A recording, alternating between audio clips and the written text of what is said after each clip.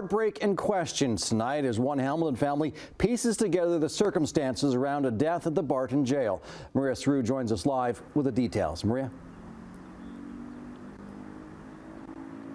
Exactly 2 weeks ago, Jamie Dooley died at the Hamilton-Wentworth Detention Centre, also known as the Barton Street jail. Why and how he died are unclear. Jamie Dooley's family is fighting for answers. Last 2 weeks have almost been a blur, very painful, a lot of questions. The family says that on Tuesday, May 28, guards at the Hamilton-Wentworth Detention Centre discovered Dooley deceased. Later that day, police officers knocked on the door. And I just said, "Is she gone?" And they said yes. And that broke me.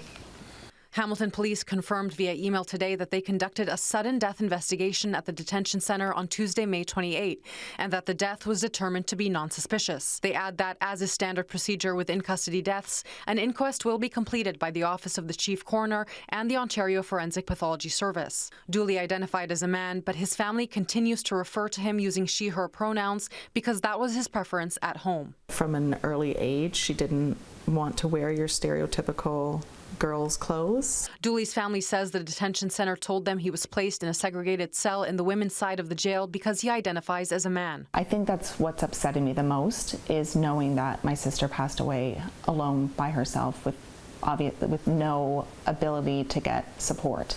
8 years ago, the Ontario Human Rights Commission urged the province to phase out solitary confinement. We spoke with a criminal defense lawyer who says it's a major concern. Segregation is a huge problem in Hamilton. There's about 1,400 segregation placements for about 11,500 prisoners, which works out to apparently 31 placements per prisoner, which is outrageous, respectfully. The Dooley family adds an autopsy report found the death was unnatural. They're now waiting for toxicology reports, but suspect Dooley died of a drug overdose. Somewhere along the line, something failed, whether she brought them in herself, and they didn't check her, or someone gave them to her. The family says Dooley had a long history of mental health issues and drug use. It's hard to wait for answers. I mean, we want to know right away.